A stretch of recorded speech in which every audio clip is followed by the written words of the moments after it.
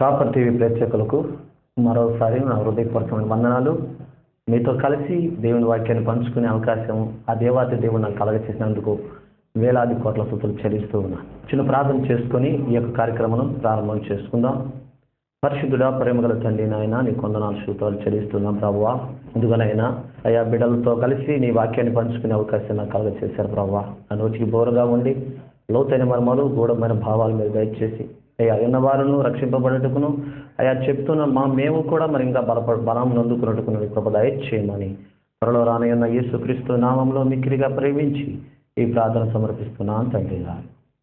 అయితే ఈరోజు నా అంశం ప్రియమైన దేవుని బిడ్డలారా, ఎన్నోసార్లు మనం వాక్యాన్ని వింటూ ఉన్నాం, ఎన్నోసార్లు మనం ఆ వాక్యాన్ని గమనించి ఉన్నాం. ఏమిటయ్యా ఆ వాక్యం అంటే బుద్ధి కలిగిన కన్యకలు ఎవరు? ఈరోజు నా అంశం ప్రియమైన దేవుని బిడ్డలారా, బుద్ధి కలిగిన కన్యకలు ఎవరు అంటే బుద్ధి లేని వారు 5గురు, బుద్ధి కలిగిన వారు ఒక 5గురు అని మనము బైబిల్ గ్రంథంలో చూస్తూ ఉన్నామండి. ఎంతో మంది దైవజనులు చెప్తుండగా విన్నామండి ప్రియమైన బిడ్డలారా. అయితే ఈరోజు నా అంశము బుద్ధి కలిగిన కన్యకలు ఎవరు, వారికి ఎలా బుద్ధి కలిగింది, ఎలాంటి బుద్ధిని కలిగి ఉన్నారు, అసలు కన్యకలు అంటే ఎవరు, అసలు కన్యకేనా, అసలు ఎవరు, అసలు ఏమిటి అని ఆలోచింప చేయబడిన ఈ వాక్యాన్ని మనం ఆలోచిద్దాం ప్రియమైన బిడ్డలారా.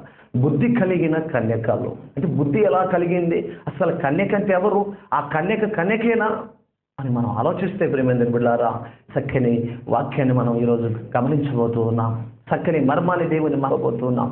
జాగ్రత్తగా గమనించినట్లయితే వాక్యాన్ని ప్రియమైన దేవుని బిడ్డలారా, మొదటగా ఒక క్రైస్తవుడు నేర్చుకోవాల్సిన పాఠం ఏమిటయ్యా అంటే 3 విషయాలు మీకు చెప్తాను. ఆ తర్వాత నేను వాక్య భాగంలోకి వెళ్తాను. జాగ్రత్తగా గమనించండి. మొట్టమొదటిగా ఒక దేవుని మాటలు వినాలి. రెండోది ఏమిటయ్యా అంటే విని అంగీకరించాలి. మూడోది ఏమిటయ్యా అంటే అంగీకరించిన ఆ వ్యక్తి అనుసరించాలి దేవుని మాటల ప్రకారం.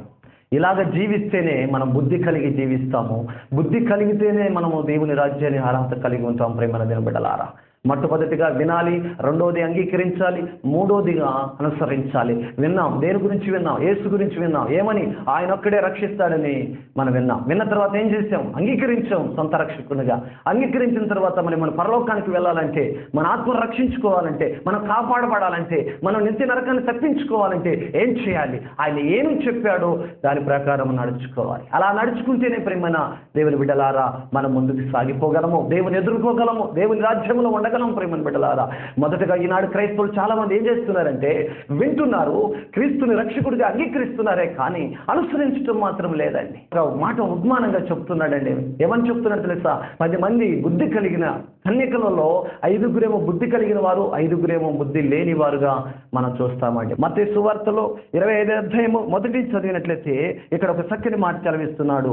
ఏమని చదివిస్తున్నాడు అంటే పరలోక రాజ్యము తమ ధీటిని పట్టుకొని పెండ్లు కుమారుని ఎదుర్కొనుటకు బయలుదేరిన 10 మంది కన్యకలను పోలి ఉన్నది అని చెప్తున్నాడండి. పరలోక రాజ్యం వద్ద తమ ధీటిని పట్టుకొని పెళ్లి కుమారుణ్ణి ఎదుర్కొనుటకు సిద్ధపడిన కన్యకలు పోలి ఉన్నారని అంటున్నాడండి. ఇక్కడ ఎంత చక్కటి మాట ప్రియమైన దేవుని బిడ్డలారా. ఆ 10 మంది కన్యకలను పోలి ఉన్నదంటే ఇది ఒక పోలిక, పోలుస్తూ ఉన్నాడండి. పరలోక రాజ్యము తమ దీటిని పట్టుకొని పెళ్లి కుమారుని ఎదుర్కొనుటకు ఏ రీతిగా వారు 10 మంది కన్యకలు ఎదుర్కొంటున్నారండి? ఆలోచించండి ప్రియమైన బిడ్డలారా. పరలోక రాజ్యము 10 మంది కన్యకలుగా పోల్చాడేమిటి అని ఆలోచిస్తే ప్రియమైన బిడ్డలారా, పరలోకములో నివసించే రాజ్యము అనగా ఆ రాజ్యము భూమి మీద ఉన్నది. ఆ భూమి మీద ఉన్న ఆ రాజ్యమే 10 మంది కన్యకలను పోలి ఉన్నది. ఆ 10 మంది కన్యకల్లో 5గురు విడవబడిన వారు, 5గురు ఎత్తబడిన వారు, 5గురేమో ఎదుర్కొన్నవారు, 5గురేమో ఎదుర్కొని వారుగా ఉన్నారు ప్రేమ బిడ్డలారా. పరలోక రాజ్యము తమ దీటిని పట్టుకున్నదని పెళ్లి కుమారుని ఎదుర్కొంటున్నదని ఆ మాట మనం ఒకసారి ఆలోచిస్తే ఏమని అర్థమవుతుందండి? పరలోక రాజ్యం అనగా యేసు ప్రభువుతో కలిసి ఉన్న లోకమే పరలోక రాజ్యం. మరి అక్కడ ఆయన ఎదుర్కోవాల్సిన అవసరం ఏంటి? వారు దీటిని పట్టుకోవాల్సిన అవసరం ఏంటి అని మీరు ఆలోచిస్తే పరలోకానికి వెళ్లాల్సిన రాజ్యము భూమి మీద ఉన్నది. అనగా దేవుని ప్రజలు, దేవుని అంగీకరించిన వారు, దేవుని చిత్తానుసారంగా జీవిస్తున్న వారు, బుద్ధి జ్ఞానములు కలిగిన వారు, వీరు తమ దీటిని పట్టుకొని పెళ్లి కుమారుడు అనగా పరలోకము నుండి దిగి రాబోతున్న యేసు ప్రభువుని ఎదుర్కొనటానికి సిద్ధముగా ఉన్న, పరలోకములో నివాసము చేయటానికి సిద్ధపడుతూ ఉన్న రాజ్యం అని అర్థమండి. పరలోకము ఎదుర్కొంటుందంటే పరలోకం ఆల్రెడీ పరలోకంలో ఉంది. ఆ లోకం అని ప్రభువుని ఎదుర్కోవాల్సిన అవసరం ఏంటండి? జాగ్రత్త గమనించండి ప్రియమైన బిడ్డలారా. అంటే పరలోక రాజ్యం అనగా పరలోకానికి వెళ్ళే రాజ్యం, అంటే పరలోకంలో నివసించే రాజ్యం, దేవుని ప్రజలు. ఆ ప్రజలు సిద్ధపడి వారు ఏ రీతిగా ఉన్నారో బుద్ధి కలిగిన కన్యకల వలె తమ దీటెలు సిద్ధపరచుకొని పెళ్లి కుమారుడు అనగా రెండో రాకడలో యేసు ప్రభువు వారు రాబోతున్న సమయంలో వీరి భూమి మీద నీతిగా, యథార్థంగా, పరిశుద్ధంగా, పవిత్రంగా జీవించి ఆ పెళ్లి కుమారుని ఎదుర్కొనుటకు సిద్ధపడిన కన్యకలను పోలి ఉన్నారు ప్రియమైన దేవుని బిడ్డలారా. జాగ్రత్త గమనించండి. వాక్యాన్ని ఆలోచిస్తే ఇక్కడ బుద్ధి కలిగిన కన్యకలని ఉంటుందండి ఈ మాట. ఆ మాటను మనం చదువుతున్నా చూడండి. పెళ్లి కుమారుని ఎదుర్కొనుటకు బయలుదేరిన 10 మంది కన్యకలను పోలి ఉన్నది. అనగా పోల్చాడండి, అలాగా పోల్చాడు. 10 మందికి కన్యకలుగా పోల్చాడు. కన్యక అనగా స్త్రీ అండి. మరి స్త్రీలైనా పరలోకానికి వెళ్ళేది స్త్రీలైనా అంటే 5 విడవబడిన వారు 5 ఎత్తబడిన వారు అని అంటున్నాడండి ఇక్కడ. అయితే మరి స్త్రీలే వెళ్తారా, పురుషులు వెళ్ళారండి పరలోకానికి? పురుషులే ఆగిపోతారా, విడవబడతారా? ఆలోచించండి ప్రియమైన బిడ్డలారా. అయితే అక్కడ ఒక మాట అర్థం ఉన్నదండి. స్త్రీ కాదు ప్రియమైన బిడ్డలారా, కన్యక కాదు అనగా సంఘానికి పోల్చాడండి. ఈ మాటను మనం ఆలోచించండి ప్రియమైన బిడ్డలారా. 10 మంది కన్యకలు అనగా కన్యక అనగా స్త్రీ, సంఘానికి సాదృశ్యం అండి. అయితే మనం ఈ లోకంలో ఈ మాట ప్రకారం చదువుకున్నట్లయితే ఏమనిపిస్తుంది? స్త్రీలు పరలోకానికి వెళ్తారు, ఆ స్త్రీలు 10 మందిలో కూడా ఒక 5 విడవబడతారు, 5 ఎత్తపడతారు అన్నాడు అనుకుంటే మరి పురుషులైన వారు మనం పరలోకానికి వెళ్ళవా? అసలు ఏమిటి ఈ మాటకు అర్థం? ఆలోచిస్తే ప్రియమైన బిడ్డలారా, కన్యక అనగా సంఘానికి, స్త్రీ అనగా సంఘానికి సాదృశ్యము. ఆ సంఘములో పురుషులు స్త్రీలు కలిసే ఉన్నారు సుమా, అది మనం గమనించాలి. ఏకమై ఉన్నారు. ఆ సంఘం అనే స్త్రీలో ఆ కన్యక పురుషులు స్త్రీలు ఏకమై ఉన్నారు. అంటే అలాగ పోలిసి మాట్లాడుతున్నారండి. చూడండి అక్కడ ఆ మాట ఏమంటున్నాడు, వీరిలో 5 బుద్ధి లేని వారు, 5 బుద్ధి గలవారు. చూసారండి, వీళ్ళు 5 బుద్ధి లేని వారు, 5 బుద్ధి కలిగిన వారు. అసలు ఈ బుద్ధి ఎలా కలుగుతుంది? కన్యక అంటే ఎవరు? అసలు సంఘమా లేక స్త్రీయా అని మనం ఆలోచిస్తే ప్రియమైన బిడ్డలారా చక్కని వర్తమానాన్ని ఈరోజు మనం వింటాం. అయితే చూడండి, ఆ కన్యక ఎవరు? ఆ కన్యక అనే సంఘానికి బుద్ధి ఎలా కలిగిందని మనం ఆలోచిస్తే సామెతల గ్రంథము 5వ అధ్యాయము మొదటి నుంచి చదివినట్లయితే అక్కడ ఒక మాట సెలవిస్తున్నాడు. నా కుమారుడా, నా ఉపదేశమును ఆలకించుము, వివేకము కలిగి నా బోధకు చెవియొగ్గుము, అప్పుడు నీవు బుద్ధి కలిగి నడుచుకుందువు. హల్లెలూయా! ఎంత చక్కని మాట. నా కుమారుడా, నా ఉపదేశమును అంగీకరించుము, నా వివేకమైన మాటలకు చెవి యొగ్గినట్లయితే నీవు బుద్ధి కలిగి నడుచుకుందువు అంటున్నాడు. ఈ సంఘం అనే కన్యకతో మాట్లాడుతున్నాడండి. బుద్ధి కలిగటం అంటే ఏమిటి? బుద్ధి కలిగిన కన్యకలు ఎవరు అని ఈరోజు మనం ఆలోచించబోతున్నాం. కన్యక అనగా కన్యక కాదు, స్త్రీ కాదు, కానీ సంఘాన్ని స్త్రీగా దేవుడు పోల్చి ఉన్నాడు కనుక ఆ సంఘం అనే స్త్రీ కన్యకలా ఉండాలి. అనగా యవ్వన ప్రాయములో ఉన్న వారిని కన్యక అంటారు, వివాహం కాని వారిని కన్యక అంటారు. ప్రేమ బిడ్డలారా, ఆ కన్యక ఎలా ఉండాలి అంటే దేవుని యందు భయభక్తులు కలిగి, పద్ధతి కలిగి, పరిశుద్ధంగా, నీతిగా, యథార్థంగా ఉంటేనే ఆ పెళ్లి కుమారుని ఎదుర్కోవటానికి ఆ కన్యకను స్వీకరిస్తాడు పెళ్లి కుమారుడు. అలాగనే కొన్ని మాటలు మనం జాగ్రత్తగా గమనించినట్లయితే అక్కడ అంటున్నాడు, ఈ కన్యకకు బుద్ధి ఎలా కలిగిందయ్యా అంటే, బుద్ధి అనగా దేవుని మాటలు వినటం వలన, దేవుని మాటల ప్రకారం నడుచుకోవటం వలన బుద్ధి కలుగుతుంది. జాగ్రత్త గమనించండి. అసలు ఆ కన్యక ఎవరు అని ఆలోచిస్తే ప్రియమైన బిడ్డల, కన్యకకు బుద్ధికి ఎలా కలుగుతున్నాయి అంటే వాక్యాన్ని వినటం వలన బుద్ధి కలుగుతుంది. అసలు ఈ కన్యక ఎవరు? కన్యకైనా ఆలోచిస్తాం ప్రియమైన బిడ్డలారా. చాలా మంది ఇలాగనే చెప్పుకుంటూ వస్తూ ఉన్నారు ప్రియమైన బిడ్డలారా. అయితే ఈరోజు సత్యాన్ని మీరు గ్రహిస్తారు ప్రియమైన బిడ్డలారా. బుద్ధి కలిగిన కన్యకలు అనగా కన్యకలు కాదండి, సంఘానికి సాదృశ్యం ప్రియమైన బిడ్డలారా. అయితే ఆ సంఘం అనే స్త్రీ, ఆ సంఘం అనే కన్యక ఎలా ఉండాలి? మొదటగా బుద్ధి కలిగి ఉండాలి. ఆ సంఘం అనే స్త్రీకి బుద్ధి కలగాలంటే ఏం చేయాలి? దేవుని మాటల వల్లనే బుద్ధి కలుగుతుంది. ఆ బుద్ధి జ్ఞానం కలిగిన ఆ కన్యక దేవుని కొరకు యథార్థంగా, నీతిగా, పరిశుద్ధంగా, పవిత్రంగా జీవిస్తుంది. అలా జీవింపబడిన ఆ కన్యక బుద్ధి కలిగిన కన్యక, పెళ్లి కుమారుని ఎదుర్కొనటానికి సిద్ధపడిన కన్యక, ఆమె జ్ఞానము వల్ల, వివేకం వలన దేవుని ఎదుర్కొనటానికి తను తాను సరిచేసుకున్న కన్యక ఉన్నది. అయితే నిజముగా కన్యక అనుకుంటే మనం ఏమనుకుంటాం? స్త్రీ అనుకుంటాం. స్త్రీలే నా పరలోకానికి వెళ్ళేది, మరి పురుషులు వెళ్ళరా? ఆ మాటను ఆలోచించినప్పుడు ప్రేమ నిలబడలానా స్త్రీని కన్యకగా పోల్చాడు. ఆ కన్యకనే స్త్రీ సంఘానికి దేవుడు పోల్చాడు. 2 కొరింథీ 11వ అధ్యాయము 2వ వచనములో, దేవశక్తితో మీ ఎడల ఆసక్తి కలిగి ఉన్నాను, ఎందుకనగా పవిత్రులైన కన్యకనుగా ఒక్కడే పురుషునికి అనగా క్రీస్తునికి సమర్పింపవలనని మిమ్మును ప్రధానము చేసి తిని. ఎంత చక్కని మాట ప్రేమైన బిడ్డలారా. ఆలోచించారా?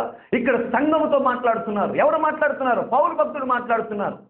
అపోస్తలుడైన పౌలు గారు మాట్లాడుతున్నారు. ఎవరితో మాట్లాడుతున్నారు? కొరింథీ సంఘముతో మాట్లాడుతున్నాడు. ఏమని మాట్లాడుతున్నాడు అయ్యా అంటే, జాగ్రత్తగా గమనించండి. అక్కడ అంటున్నాడు, దేవశక్తితో మీ ఎడల ఆసక్తి కలిగి ఉన్నాను. పరిశుద్ధాత్మ శక్తి కలిగి నేను మీ ఎడల ఆసక్తి కలిగి ఉన్నాను. ఏమిటి ఆసక్తి అంటే, ఆయనకు మనల్ని ప్రదానము చేయాలని, మిమ్మల్ని నేను ప్రదానము చేయాలనుకుంటున్నాను. ఎలాగ ప్రదానం చేయాలనుకుంటున్నానంటే, ఒక కన్యకను ఒక వరుడికి ఏ రీతిగా ప్రదానం చేస్తారో ఆ రీతిగా నేను కన్యాదానమును మిమ్మల్ని చేయాలనుకుంటూ ఉన్నాను అంటున్నాడు ఆయన. ఎంత చక్కని మాట ప్రియమైన దేవుని బిడ్డ. ఆలోచిస్తున్నావా? ఆయన ఒక సంఘ కాపరి, నీకు ఆత్మీయ తండ్రి, ఒక సంఘాన్ని ఒక స్త్రీగా ఒక కుమార్తెగా పెంచాలి. ఆ సంఘం అనే స్త్రీని అనగా కన్యకగా దేవుని పెళ్లి కుమారుడికి అర్పించాల్సిన బాధ్యత ఒక సేవకుడికి ఉంది. ఆ తర్వాత ఒక సేవకుని మాట విని నీవు పవిత్రాలుగా నిష్కలంకుగా నీవు ఒక కన్యకగా సేవకుని యొక్క అడుగుదాడలో నడవాల్సిన బాధ్యత ప్రియ సహోదరి సహోదరుడా నీకు ఉన్నది. అంటే ఒక కుమార్తెను పెంచినట్టు సంఘ కాపరి పెంచాలి. ఒక కుమారుడు ఒక ఆత్మీయ తండ్రి చెప్పినప్పుడు లోబడి ఆయనకు అనుకూలంగా నిష్కలంకురాలుగా పరిశుద్ధమైన స్త్రీగా ఒక కన్యకగా నువ్వు పెరగాల్సిన వారమై ఉన్నాం. ఎంతమంది ఇలా ఉన్నారండి? సంఘ కాపరిని ఒక ఆత్మీయ తండ్రిగా భావించేవారు ఎంతమంది ఉన్నారండి? ఒక సంఘ కాపరి బాధ్యత తీసుకొని సంఘాన్ని ఒక సంత బిడ్డని, ఒక తండ్రి తన బిడ్డను ఎలా పెంచుతాడు ప్రియమైన బిడ్డలారా? ఆసక్తితో పెంచుతాడు. ఎలా పెంచుతాడు? భయభక్తులు కలిగిన వారిగా పెంచుతాడు. ఎలా పెంచుతాడు? ఎందుకు పెంచుతాడంటే, రేపు ఒక అయ్య చేతులు ఆ కుమార్తెని పెట్టాలి. అలా పెట్టినప్పుడు ఏం జరుగుతుందయ్యా అంటే ప్రియమైన బిడ్డలారా, అతను సరిగ్గా పెంచకపోతే ఆ కుమార్తెని సరైన మార్గంలో పెంచకపోతే ఆ కుమార్తె అత్త ఇంటికి వెళ్ళినప్పుడు, ఆ మెట్టినింటికి వెళ్ళినప్పుడు అక్కడ ఏదైనా పొరపాటు చేస్తే తల్లిదండ్రులను దూషిస్తారు. ఎలా పెంచండి నీ తండ్రి అని అంటారండి. అలాగనే ఇప్పుడు ఏనంటున్నాడు, నేను ఆ దేవాశక్తితో మీ ఎడల, చదవండి ఆ మాటని, మీ ఎడల ఆసక్తి కలిగి ఉన్నాను. ఎందుకనగా పవిత్రులైన కన్యకగా మిమ్మల్ని దేవునికి అర్పించాలనుకుంటున్నాను, ఆయనకి ప్రదానము చేయాలనుకుంటున్నాను అంటున్నాడండి. ఒక దైవజనుడు, ఒక పాస్టర్ గారు ఎలా ఉండాలండి? సంఘాన్ని ఒక కన్న కూతురులా చూసుకోవాలి ప్రియమైన. సంఘం అనే స్త్రీని ఒక కన్యకగా అనగా ఒక తల్లిదండ్రులు ఎలా ఉంటారంటే, ఎదుగుతున్న కుమార్తెని పొరుగింటికి పంపించరు. తోటివారి నీచమైన కార్యాలతో ఉన్న వారితో సహవాసం కలిగి ఉండేవారు. మాటికి వారింటికి వీరింటికి వెళ్ళనివ్వరు. జాగ్రత్తగా భయభక్తులతో పెంచుతారు. అమ్మా, నువ్వు వివాహం కావాల్సిన దానివి, నువ్వు జాగ్రత్తగా ఉండాలి, భయభక్తులు కలిగి ఉండాలి, వినయంతో ఉండాలి, విధేయత కలిగి ఉండాలి, నువ్వు ప్రార్థనలో ఉండాలి, ఎడతెగకుండా ఉండాలి, నువ్వు అంటూ ఇటు వెళ్ళకూడదు, నువ్వు టీవీ సీరియల్ చూడకూడదు, అలాగే చెడు స్నేహాలతో ఉండకూడదు. కారణం, నిన్ను ఒక అయ్యకి మేము ఇవ్వాలి. అలా ఇచ్చినప్పుడు నీ ప్రవర్తన సరిగ్గా లేకపోతే రేపు మేము దూషింపబడతాము, నీ జీవితం బాగుండదు అని చెప్తూ ఉంటారు. ఒక కన్న తండ్రి బాధ్యత తీసుకొని ఒక కుమార్తె పట్ల బాధ్యత ఎలా తీసుకుంటాడో, ఒక సేవకుడు కూడా ఒక సంఘం పట్ల అలాంటి జాగ్రత్త తీసుకోవాలి. ఇక్కడ పౌలు గారిని మనం చూస్తున్నాం. ఏమంటున్నాడు చూడండి, దేవశక్తితో మీ ఎడల ఆసక్తి కలిగి ఉన్నాను. ఎందుకనగా పవిత్రులైన కన్యకగా ఒక్కడే పురుషునికి అనగా క్రీస్తుకు సమర్పింపవలెనని మిమ్మల్ని నేను ప్రదానము చేసి తిని. ఎవరికి ప్రదానం చేస్తున్నాడంట?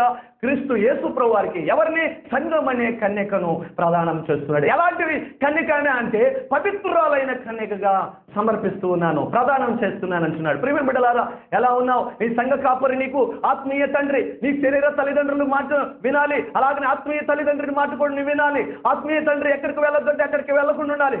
విగ్రహారాధన చేసేవారితో సహవాసానికి వెళ్ళకూడదు. అలాగనే చూస్తే అవిశ్వాసులతో నువ్వు స్నేహం చేయకూడదు. కొన్నిసార్లు సేవకుడు మిమ్మల్ని గద్దించి వెళ్ళొద్దని చెప్పినప్పుడు ఆయన మాటకు మీరు లోబడి ఉండాలి. కారణం ఎందుకయ్యా అంటే, మిమ్మల్ని పవిత్రులైన కన్యకగా దేవుని రాజ్యానికి, దేవుని పెళ్లి కుమారుడికి మిమ్మల్ని ఒక కన్యక అర్పించాల్సిన బాధ్యత సంఘ కాపురని ఆత్మీయ తండ్రికి ఉన్నది కనుక ఆత్మీయ తండ్రి మాట మీరు వినాలి. ప్రియమైన బిడ్డలారా, చాలా మంది సేవకులు చెప్పిన మాట తిరస్కరిస్తూ వెళ్తూ ఉంటారు. ఆయన అలాగనే చెప్తూ ఉంటాడులే అంటూ ఉంటారు. అలా చేయటం నీకు మంచిది కాదు. ప్రియ సహోదరి సహోదరుడా, జాగ్రత్తగా గమనించి దేవుని వాక్యం ప్రకారం నడుచుకోవాలి. ఒక దైవజనుడు ఆసక్తి కలిగి దేవశక్తితో అనగా వాక్యపరంగా మిమ్మల్ని పవిత్రాలుగా, బుద్ధి కలిగిన వారిగా, జ్ఞానము కలిగిన వారిగా, నిష్కలంకమైన వారిగా చేయాలని ఆయన ఆరాటపడుతూ ఉంటాడు. అయితే వాక్యాన్ని మనం గమనించినట్లయితే బుద్ధి కలిగిన కన్యక ఎవరయ్య అంటే సంఘం అని ఇక్కడ మనకు అర్థం అవుతుందండి. ఫస్ట్ సంఘానికి ఏమి ఉండాలి? బుద్ధి ఉండాలి. అనగా ఎలా వస్తుంది? దేవుని వాక్యం ద్వారా బుద్ధి కలుగుతుంది. రెండోదిగా ఆ సంఘం అనే కన్యకను ఎలా ఉండాలి?